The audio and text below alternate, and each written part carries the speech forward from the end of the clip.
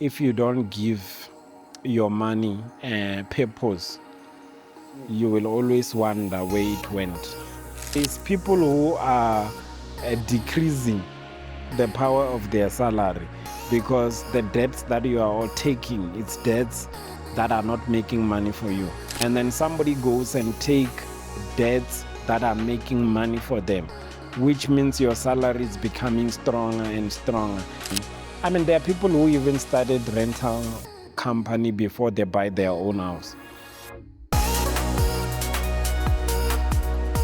Hey, yo, welcome to another episode of In the Making. So today, guys, as always, we got for you a special guest. But, I have to introduce someone special to you guys. And boom, boom, boom, boom. Boom, boom, boom, boom. Nigel Yes, Moyo. it's Mr. Moyo here. Yeah. Nigel Moyo. Yes, sir. Today we have a special guest. He's the one who makes the PS in that chocolate. Where? You know? Yeah. So you'll find out why I say PS in the chocolate. And shall we? Yeah, let's do Yeah. it, man.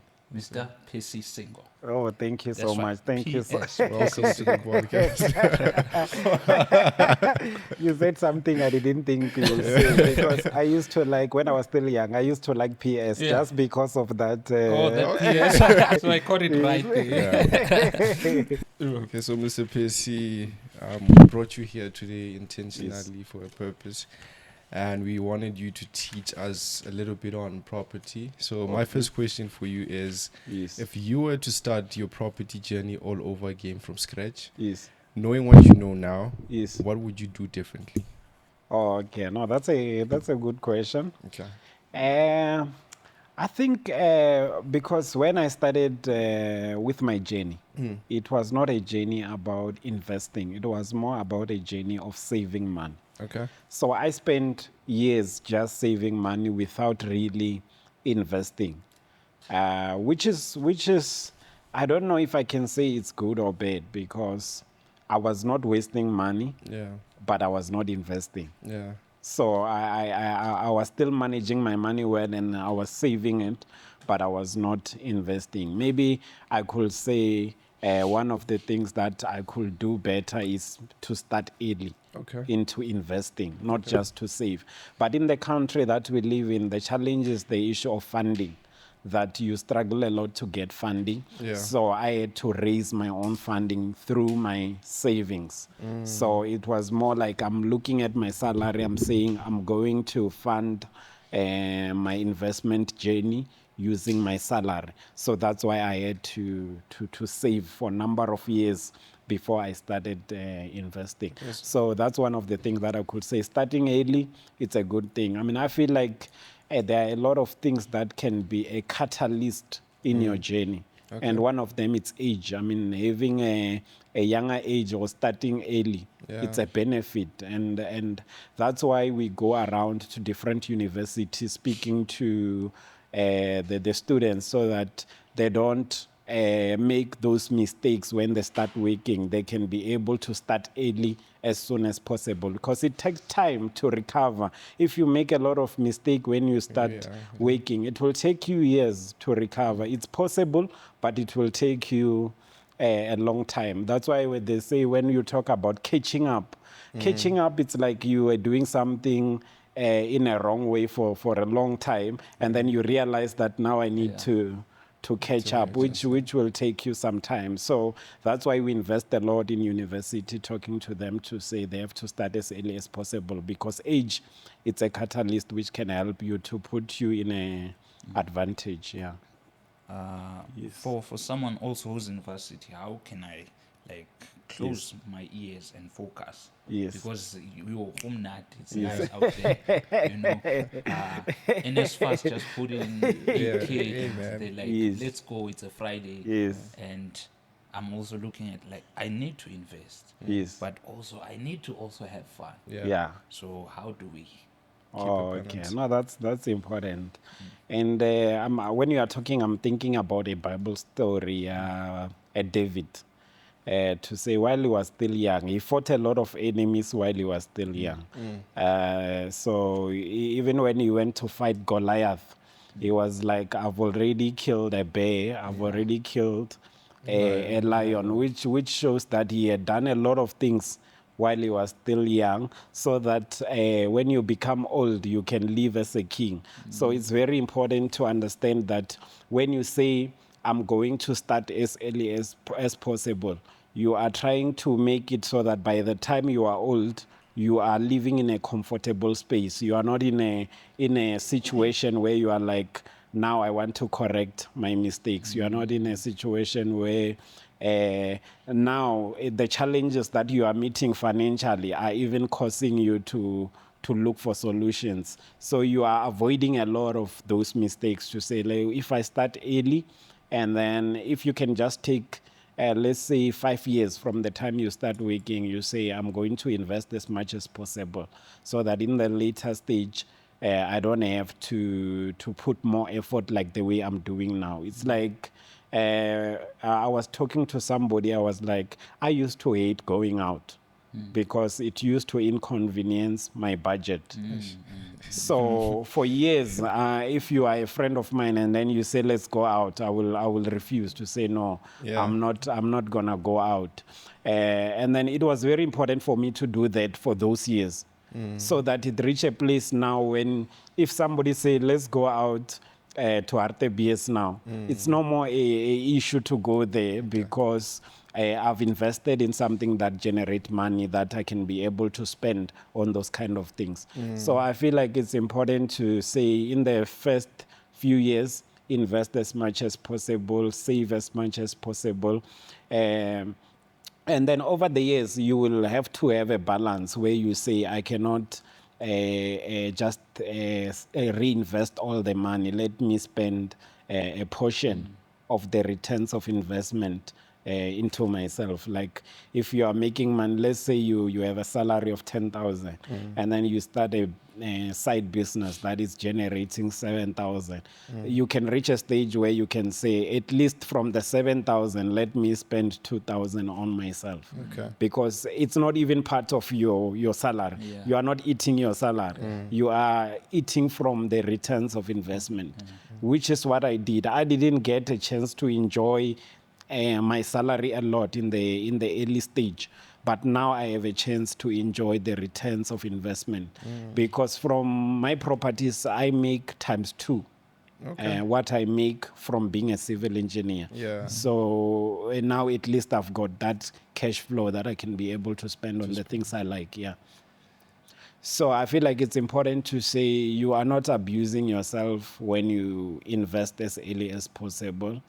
And then there's a lot of distraction to somebody who's in university, because there's alcohol, for example. Alcohol is a distraction. There's gambling. Gambling is also a distraction. So you have to manage yourself, preparing yourself, because you won't just reach a stage where you are like, it's the same thing that talks to the story of David, to say you won't just reach a stage where now you are ready to fight Goliath before you practice with the bear and the lion. So what you are doing, you are trying to get used to a lifestyle of saving, getting used to a lifestyle of investing, so that when you become old or when you start to earn more, it's that thing where they say, if we give you 1,000 rand today, and then you blew it all, even if we give you 10,000, because you don't have it in you to save and to invest, you are going to do the same thing, because you never got used to the lifestyle of saving and investing. So what is the percentage you'd advise young people out there to start looking to invest? I feel like for me, I hear a lot of people talking a lot of percentage to say you must save 50%, you must save this. And then in my journey when I started, I was saving 50,000. Because when I started working, I was earning 6,000. And from the 6,000, I was saving 3,000. Then when I moved to another job, it was 10,000, I was saving 5,000. For some reason, it just happened that I was saving 50%. But it's not the percent that I'm recommending to say everyone out there, you must save 50% of your salary, because we have different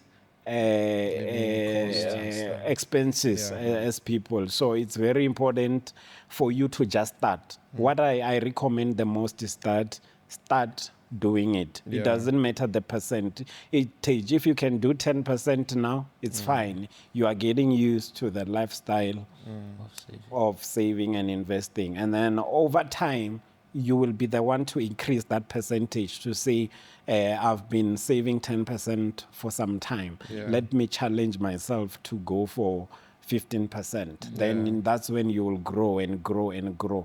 But I cannot recommend a certain percentage. What I can say is that let's start. Did you have any expenses? I mean, thinking about it, saving Yes. 50% of your income. So do you have any expenses or costs in your life? How are you living your life? Okay.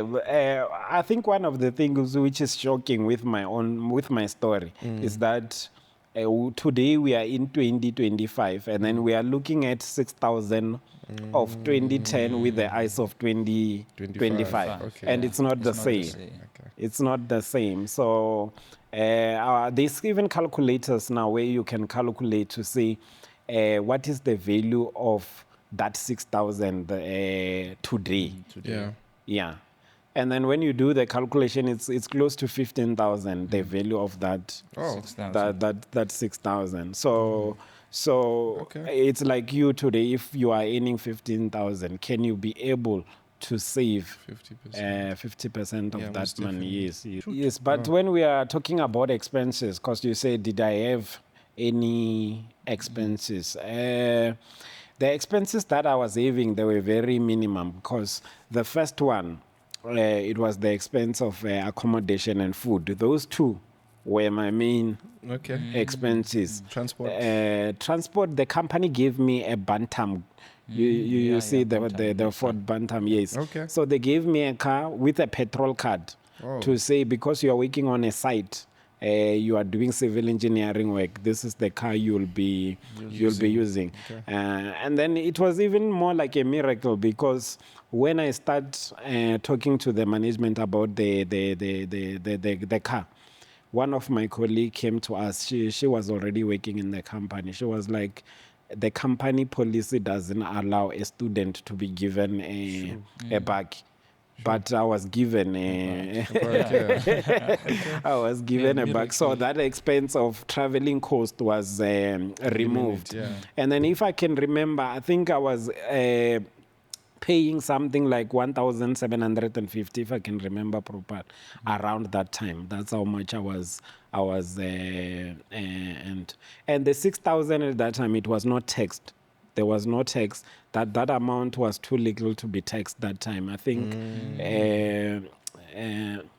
that time, I don't remember if it was, the tax was starting from 90,000 or something. So that money was not being taxed. So most of the money you were getting it from that. Yeah. So my expenses were very low. So it was easy for me to be able to save that. Yeah.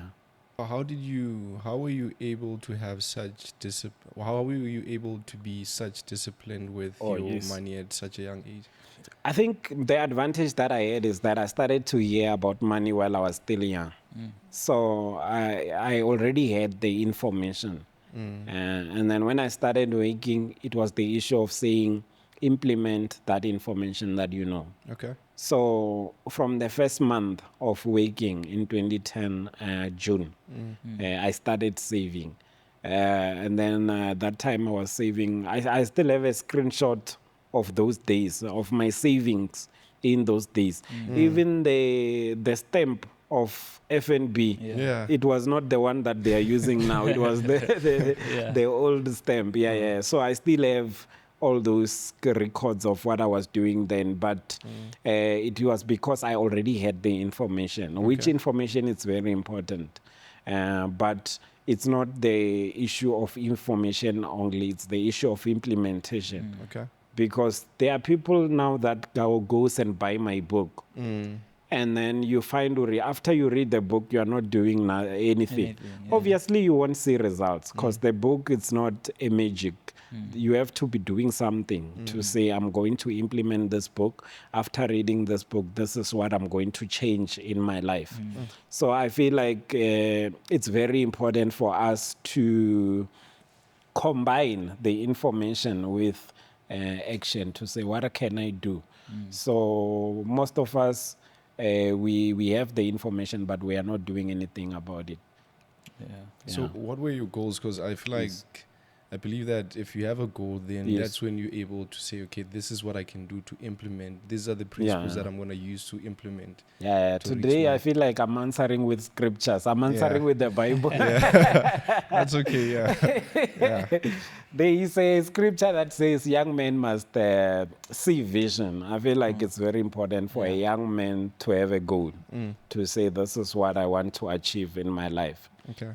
So I had a lot of goals. I was even thinking of, there was even one house that I used to like a lot while I was still young, to say one day I would like to stay in this house. And that house, I saw it recently in my old pictures on Facebook. I just bumped into it. And I was thinking now, because I bought a stand in Venda, to say, why don't I build the same kind of design as that one that I used to dream about when I was still young.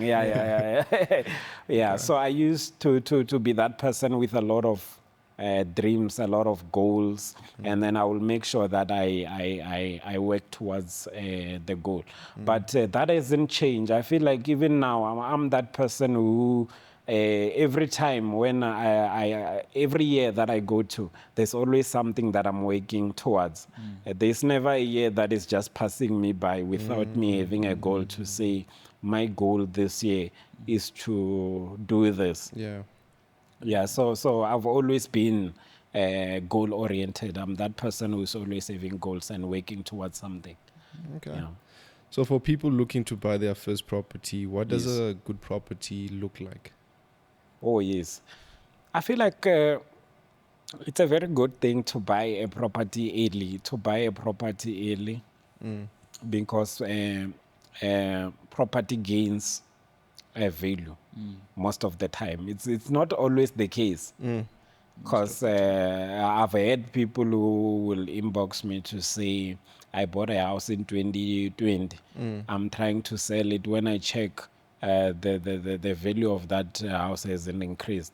So which means there is some research that you must do as a person to say, if I'm buying in this place, is there a chance of this place gaining value? So that you can even do with something like SONA, State of Nation Address, because they are always telling you where the development is going. To say, not so long, we are going to be having a Lanzeria smart city. Then you know that if you buy a property towards 4 ways going to Lanzeria, your property it's going to gain value. So I feel like buying early, it's a good thing. And then doing your research, it's a good thing. I have one of the house that I bought for 1.3 million. I think it's close to 4 years ago now. I bought it close to 4 years ago. And then at the moment, in the same estate, they are now selling that house for 1,850,000. Nothing has changed. It's still the same 3-bedroom with 2 garage. And then the stand now, it's even smaller, because in the beginning of the development, the stands were quite bigger. So it means now I have a bigger yard, which I bought for less. And then if you are to go and buy now, you are buying a smaller stand, but paying more. Just what did I do? The only thing I did was just to buy early. So it's very important to buy early. And then even for me, I feel like the reason why I took around 4 years before I buy a house, it's because all my positions while I started working, it was contracts. So because it was contracts, I just kept on saving without buying any house. Okay. And then in 2014, when I got a permanent job, the first thing that I went to buy was a house to say I'm going to buy Yeah. my first house, because now I had a permanent position, and it was a very good advantage because if you buy a house at 22 years, which means by the time you reach 42, you would have already paid off that house.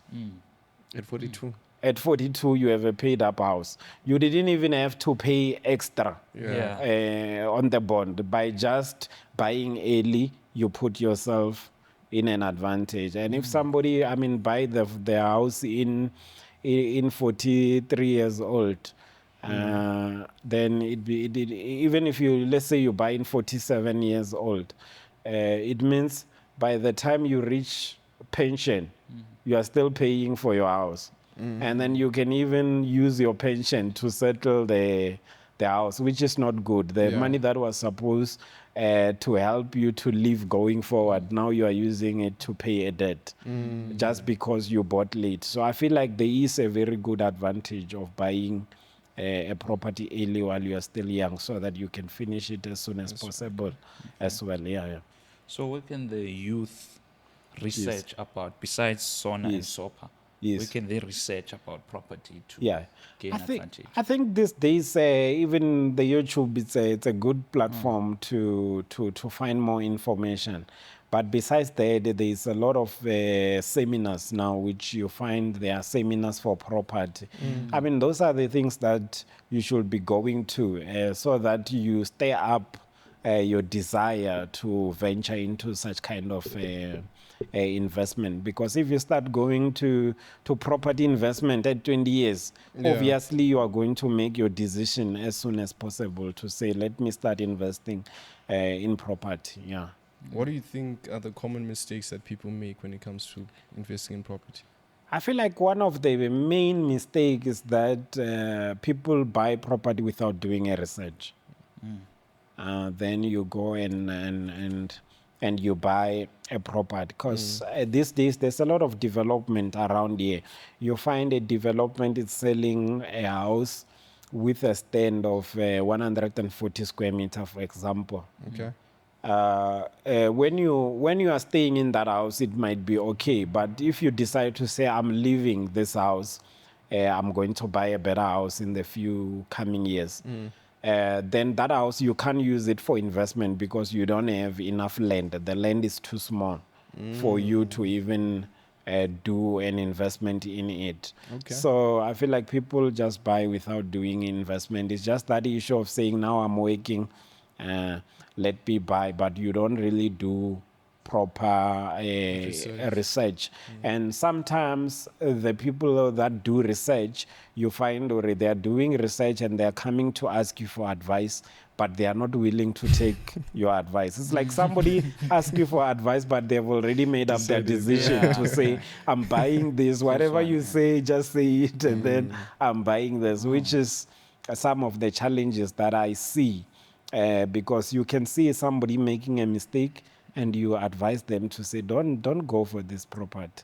But they still continue going for that property. They will only see it later that this was not a good investment. And then that's when you have to let go of the property and so on. But yeah, those are the common mistake, to say people are not doing enough research and then they are not willing to take advices From other people. Yeah. Okay, do you recommend buying property in estates? Oh yes, I do recommend it for staying, not for investment. Not for for investment. staying. Yeah. So if you are going to an estate, most of the estate, they have a lot of extra fees, like your levies, and then you are looking at rates and taxes. All those combined with the bond that you'll be paying, because obviously if you are buying an estate, it will be more pricey, which means you are going to pay more. Okay. Let's say you are buying a house for 1.5 million in an estate, you can end up paying around 20 something thousand every month for that house. Is that for like security? Yes, stuff you like are that? buying for security and all that. Yeah. So you'll end up paying around 20,000 or 22,000 in that property Sure. to maintain it every month. And then if you are to get a tenant today who is going to stay in that property, you are not going to make income. What is going to happen that the tenant that is going to a house of 1.5, you are expecting them to be paying around 14,000. So if they're paying you 14,000 and then you have to pay 20 something thousand, then it doesn't make a good business deal, because you've got a shortfall, which that shortfall after 2 years, it's a lot of money. If you are to calculate to say how much have I spent on this house while I'm not staying in the house, you'll end up seeing that you spend a lot of money. So I think it's good for staying, but not for investment. And it's good for somebody who just want to buy, and then you hold on to it, let's say for 2 years, and then you sell it for capital gain. Okay. Where you just say, I bought it for 1.5 million, I'm gonna hold on to it, and then in the next 2 years I sell it for 1.8 million. Then you calculate to say how much have I spent on the shortfall, and then you see how much you make on profit. But it's not really, you won't really make a lot of money. I feel like estate, it's good for somebody who has already invested in other things. You have invested in other things that are making money, and you've got enough money for you to just go and stay in it. Yeah. So what would you suggest people to start, like people that are starting out? What would you suggest where would you suggest that they start? I think the townships, it's one of the best places to start in property. Okay. Because it's not expensive. It's affordable to buy a house, and then you don't have to pay levies. And then you find it differs from township to township, but the property rates are very low. The property rates are very low, which means if you buy a house, for example, for 700,000, you'll be paying around 7,000 per month, and then you don't have a lot of other things to pay. Okay. Which you can break even, which you are not making money yet. You are just breaking even, which means if you get a tenant and the tenant is paying you 7,000, it means whatever 7,000 you are getting from the tenant, you are paying it to the bank. And then, but the good part is that now you don't have those issues like in the estate where they will say, in this place we don't allow you to do 1, 2, 3. So there you can be able to build your back rooms, and then or to extend the house the way you want to extend it, and you have more rooms which you can rent out to other people. Then that's when you will start making money. Because the house itself doesn't make money. It's what you do behind the house that will make money for you. You have this book. Yeah, I want to know about it, so that yes. somebody. Yes, I feel like I can just choose 2 chapters, because we are talking to people who are starting. Yeah. And then I feel like the chapter that I can choose, there's a letter to gents. There's a chapter called Letter to Gents. Okay. And there's a chapter called Letter to Ladies. Okay. Yeah, so the Letter to Gents, it was saying a lot of expenses in a household, and they are looking at a man. A lot of expenses in a household, they are looking at a man. And there's nothing wrong with that. It is what it is. It is what it is. Yeah, like a man is a provider. That's what he is. So it's very important for a man to work hard.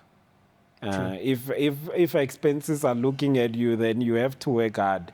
You can't be somebody who is waking up at 11 a.m. and then that's when your day starts, and then you just go around the location walking without knowing what are you doing. Yeah. So it becomes important for you to have the drive in you to say, I want to become something tomorrow, and then I have to develop myself, and then you come with strategies to say, what can I do in order to earn money? And then that also will have to deal with the people you keep around you, because there are people who are just holding you back that you have to let go if you want to reach somewhere. So it's just talking to the gents about that. And it also talks about where I grew up. There used to be a place where there were some rocks where people go and sit there, and then they will be sitting there the whole day.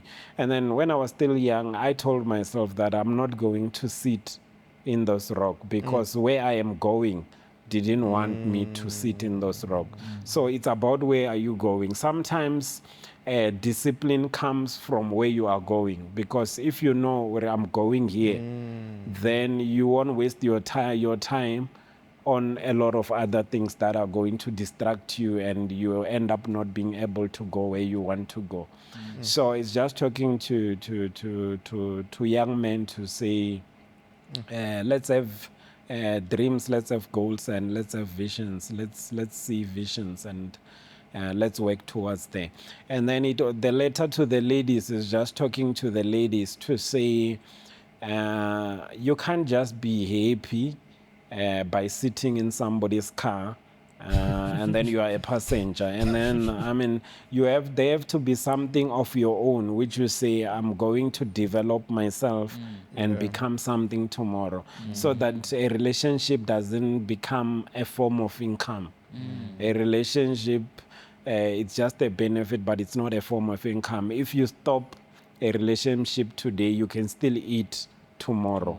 Yeah, so it's just talking to the ladies to say, they must develop themselves as well. You can be the first lady to come out from Venda and you say you are the first one to be a natural scientist.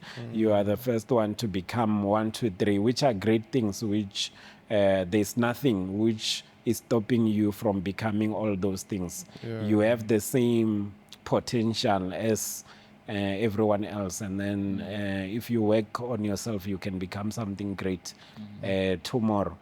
And then I talked to a lot of ladies, because I remember there was a lady that I was talking to, and then she was just telling me that she, on a Monday, she goes to, example, Soweto, and then there will be DJ what on Monday. Then Tuesday I go to Fort Loras, there will be this.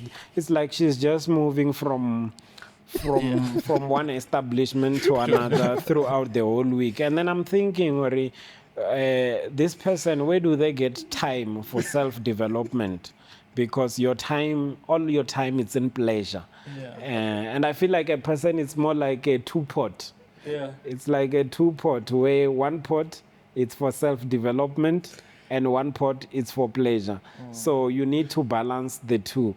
If your pot of pleasure is too full, then your pot of self-development might be empty.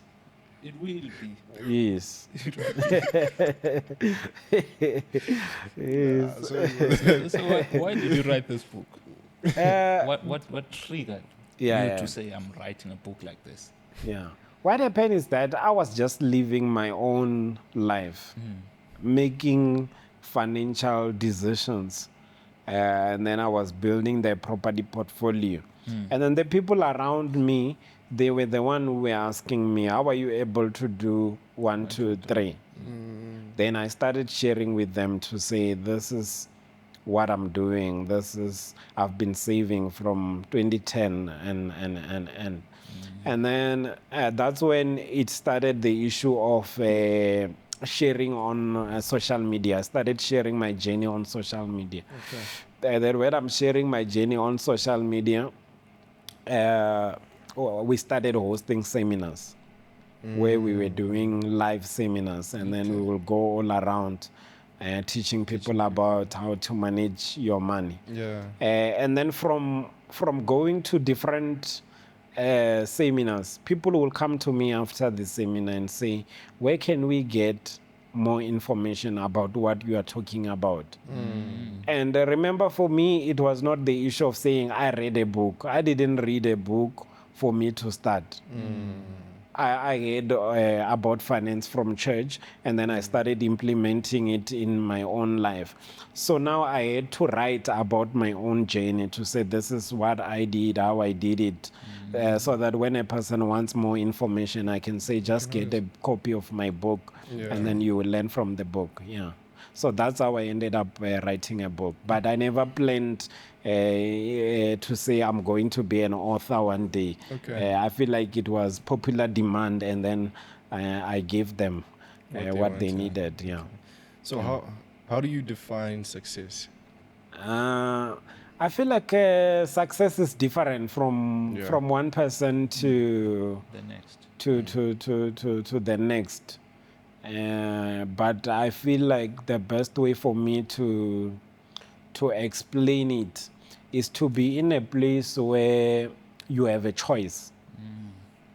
The situation does not control how you must live and then what you must eat tonight. Now you have a choice to say, I'm the one who decide. You are not stuck with let's say, let's use a car for example. If I'm driving a Polo, I'm not stuck in a Polo. If I wanted any other car, I can have it. So that's we are talking financial success. Okay. Financial success for me, I feel like it's about having a choice.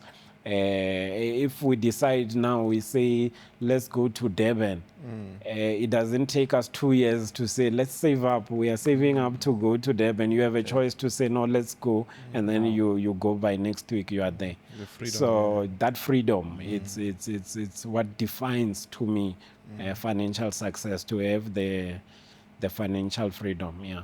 So how do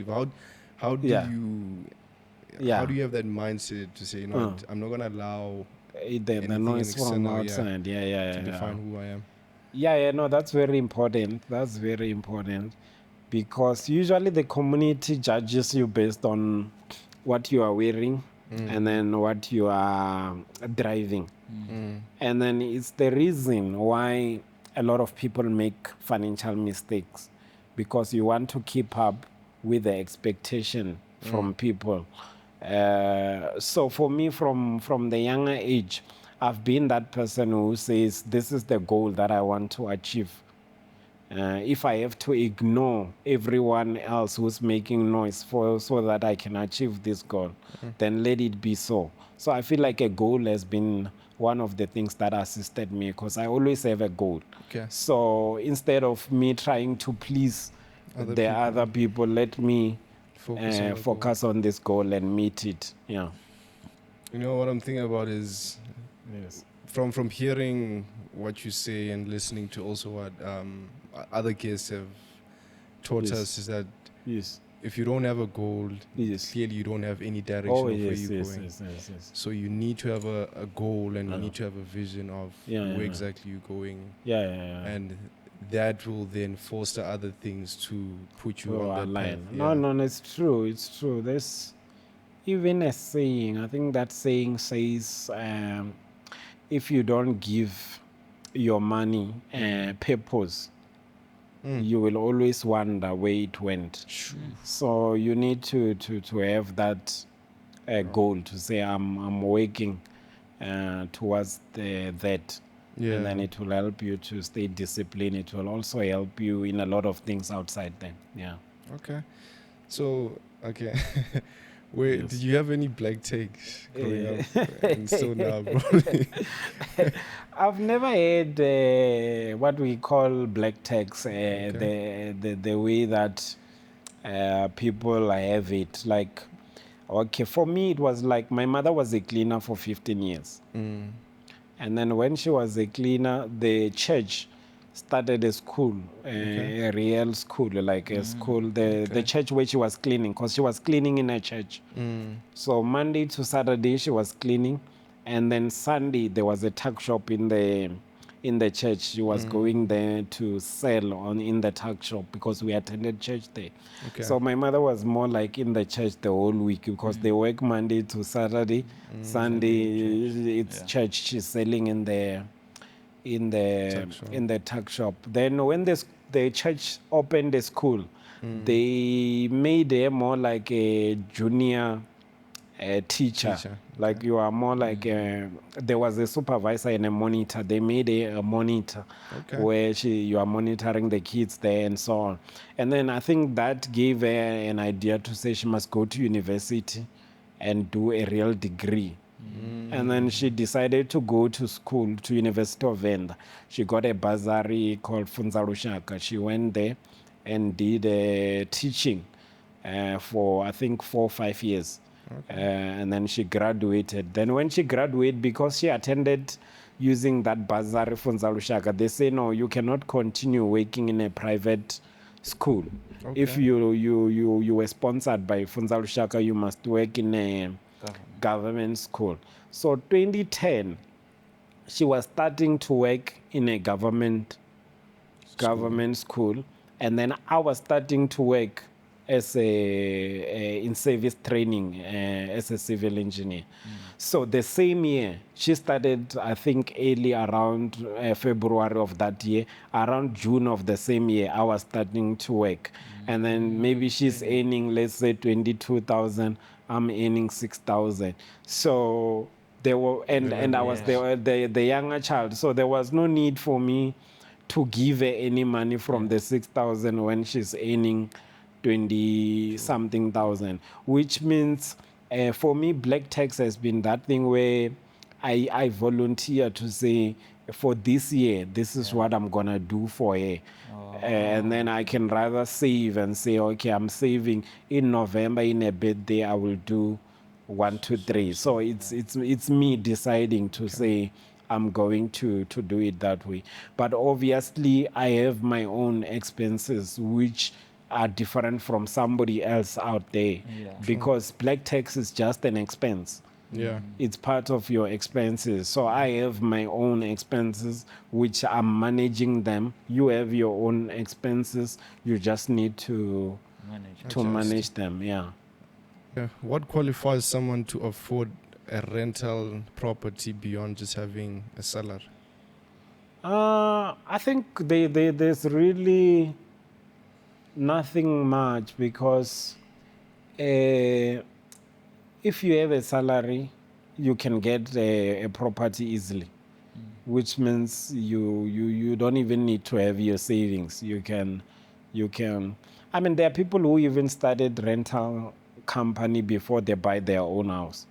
Sure. They start. I know a lot of them who you find, or you are staying at home, and then you decide to say, my first property is going to be a rental property. Then you don't move out and go and stay in that house. You just buy it just for it to be a rental property, which is a very good sacrifice to say you are starting with business, and then you'll make money, which that money you'll be able to buy yourself a house for you to stay in. So I feel like if you have an income, you are always in an advantage for you to be able to access the So with what you just said right now, yes, where maybe you're staying with your parents, yes, and then you buy a rental property, yes, is it possible that whoever stays in in that rental property can be the one that's paying for the rental property and not actually when? That's the whole purpose. You are doing it so that whoever is staying in the property is paying for it. And then if you are working, it means, because you are working, it means your own money, because you are staying at home. You can even decide to save it and build more things in that property, so that it can start making positive income, where you can start making a lot of money from that property. And whatever money you are getting, I mean, it's you are increasing the power of your salary. Yeah. There's two ways. There's people who are decreasing the power of their salary because the debts that you are all taking, it's debts that are not making money for you. So all those debts, they are making your salary to be weaker and weaker and weaker. Okay. And then somebody goes and take debts that are making money for them, which means your salary is becoming stronger and stronger. And that's what I have seen with my life. I have been taking a lot of debts which are making my salary to be stronger and stronger. That's why I said I make more money from the property than from being a civil engineer, because I've been equipping my salary to say I'm not gonna only rely on my salary. I'm gonna have another stream of income that is making a lot of money, that combined with my salary, it becomes something great. Yeah. What is the process you have to go when? What is your Yes. process of Yes. buying a property? Yes. Okay. I've never bought a property cash. I've never like went and say I'm here to buy a property Here's cash. the money, yeah. Here's the money, take it, and I take property. And I feel like I will never do it that way. I don't think it will help me with anything, because over the years I've paid off 2 houses in my journey. And then I've realized already, paying off a property, it's not the best thing to do. Okay. What do you mean by that? It's more like, okay, let me talk about where to put money. In the Bible, there was people were given coins to say, a master was living and he was giving his slaves coin. To one he gave 1, to another one he gave 2, to another one he gave 5. Yeah. And then the one he gave 1, he took the coin and went and dig a hole and hide it there. Okay. And these other 2 guys, they went and invested their money, and then they got double the return. And then when the master returned, he was like to the one who he gave 1. The one who gave 1 came to him running to say, the money you gave me, here it is. Because I know you are a man who works very hard. I didn't want to lose the money, so I went and hid it. And here it is as it is. Then the master was like, no, you are foolish. The least you should have done was to take this money to the bank so that it can earn interest.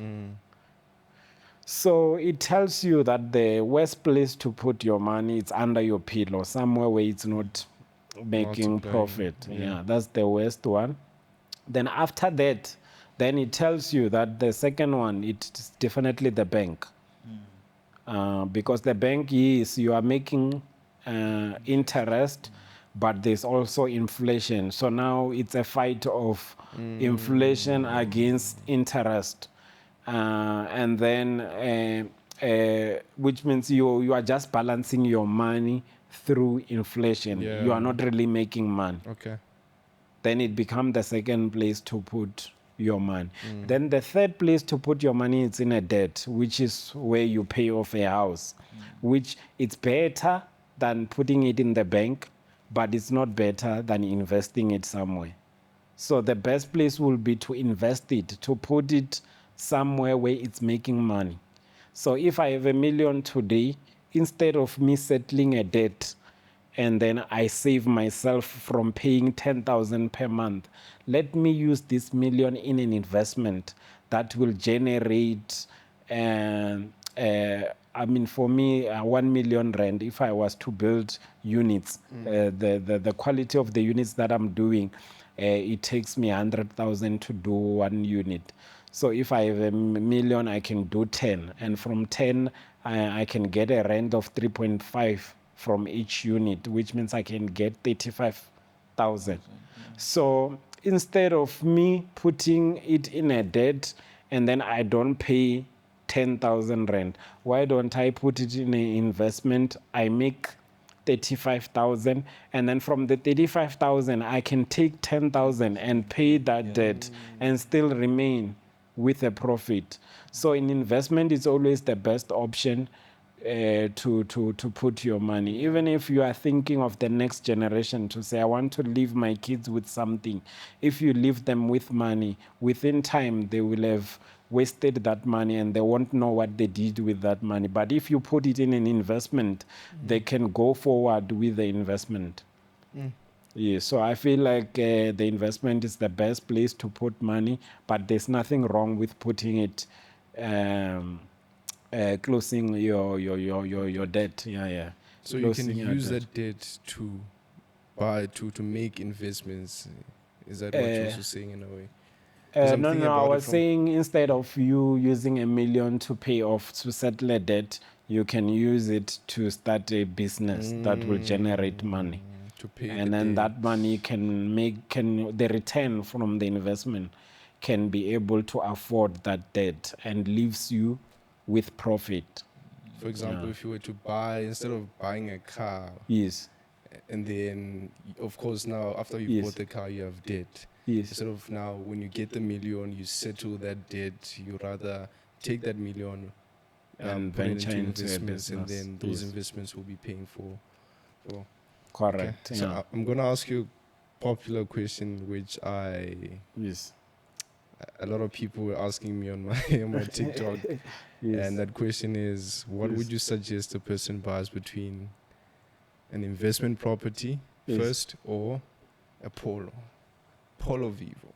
I'm in my 20s. I'm making good money, 20K a month. Yeah. You know, and I'm like, ish, I'm looking at the Polo. If I'm there, I have a nice, beautiful girl on the side. So I it's between that. I and think then- it depends on the reason why you want the Polo. I mean, if you are staying, let's say, in Pretoria, you are working in Midrand, for example, then you need transport to go to work. It's helping you to make money. Okay. Then you can buy it. But if you are saying you just want it so that they must see me. And They must see me. Pow. Yeah. So it's about and then the- again, to say, once you have bought that car, are you not destroying your potential to do other investment things? Which is very important. I think for me, the reason why I was driving a Polo for many years is because I didn't want to destroy my opportunity to invest in other things. Because if all my money is going into this car, I won't have money to do all these other investment that I would like to do. Yeah. So instead of me pumping a lot of money in a car, let me pump as little as possible so that I remain with something that I can use for investment. Yeah. So, Mr. Percy, I would like Yes. for you to take us to one of your properties, and we can make a Yes. sort of vlog for the people so that they can see. Oh, okay. Yeah. What, Okay, no worries. Yeah, no and worries. then- It's possible. Yeah. Guys, I hope you Yes. enjoyed this episode, and Mr. Percy just shared a lot of valuable insights, and I hope you were writing like Nigel is and taking notes and making sure that you learn from, this type of content. So, Mr. Percy, thank you so much for being in the pod.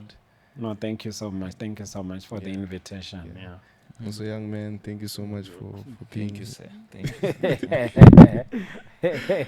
So, guys, thank you for watching this episode. See you on the next episode. Cheers.